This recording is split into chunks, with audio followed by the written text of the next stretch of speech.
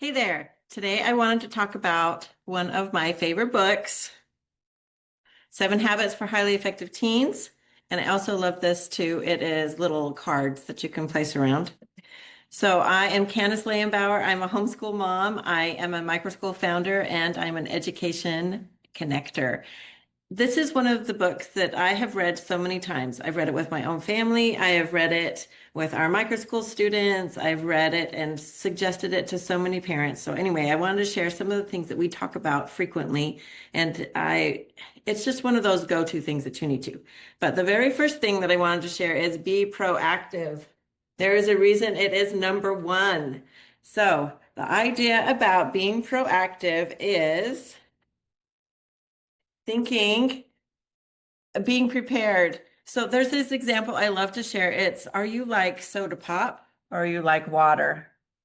So if you shake something up, everything happens in life where you get shaken up, right? Something doesn't go the way you want, you're really frustrated by it, you're going to get shaken up with pretty much something that will happen every single day. So I always say, are you like soda pop or are you like water? What happens when you shake soda pop? It explodes. What happens when you shake water? Nothing happens. It just kind of sits there, no big deal.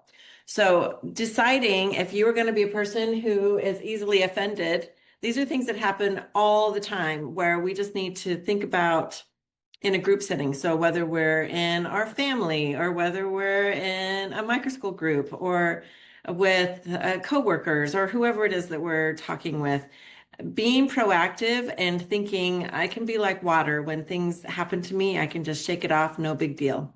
So, and also I like this. It says, I will not let blank decide how I'm going to feel. So when situations arise in our lives, like they always do, we need to not worry about it.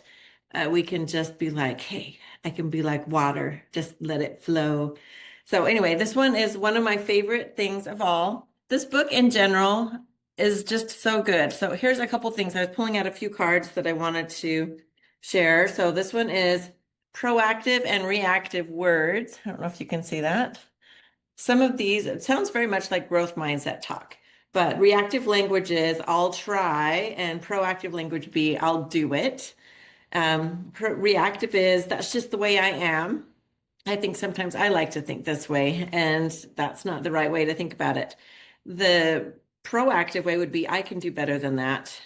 Reactive is there's nothing that I can do, or I have to, or you ruined my day. And the proactive language was I choose to, or I'm not going to let a bad mood rub off on me. There is one of our students that I saw go through a transformation, which I thought was really awesome.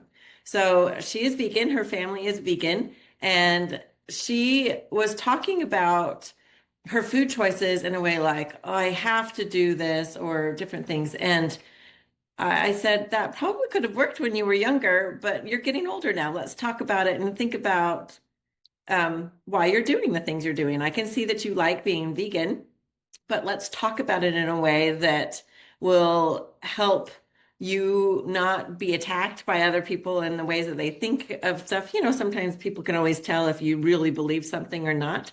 So she was able to reword how she was vegan and maybe stand up for the things that she believes in. Not that anyone would attack her, but you know, like me too. I like to say, oh, that's an interesting food choice. Sometimes when I don't really understand it. And then later on, you can try it and go, okay, different mindset that it actually tastes really good. So I was encouraging her to talk about it in a way that would allow her to be proactive in what she was doing. So she is choosing to be vegan. I am choosing to spend time today trying to make podcasts and learn how to use my microphones. So when we use our bodies and our energies to make things and create things and choose them, it makes us feel happier inside. So whatever you're doing, just make sure that you feel like you're choosing it. And I know that can make us feel happier. Although life still throws you curveballs and you're not really sure how it goes, but just being able to feel like you're choosing something helps you feel happy inside. I'm not going to let your bad mood rub off on me. that is a mindset. So if somebody's grumpy near you, you can get really frustrated, or you can be like, hey, no big deal. And just move, go somewhere else, or put on some headphones and do your own thing. So anyway, so those are some of my favorites. Another one that we talk about a lot is the relationship bank account and your personal bank account. So the things that you do and say go into your personal bank account. What do I need to work on? Instead of just writing down things that you have trouble with, write down different goals or things that you'd like to do to make yourself a better person.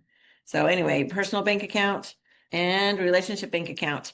I know in our family, if we have, even me with my kids, so if I'm going to ask my kids to do something and I haven't put time and energy into them that day or over a period of time to build them up, to help them know that I love them, then any feedback that I give to them is going to just face plant, and it's not going to be taken the way that I would like it to be taken, maybe taken the wrong way. So when we have relationships, being able to have good things so that when you do need to take a withdrawal out and give constructive criticism or feedback, or maybe you're feeling grumpy that day and it doesn't come out the way you expected, it can just roll off a lot easier if you already have built up your relationship bank account.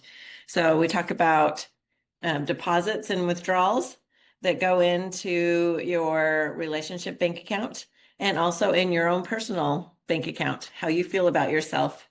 When you keep promises to yourself, you do small acts of kindness, you're gentle with yourself, you're honest, you renew yourself. A withdrawal would be you beat yourself up over something that you did that wasn't that great.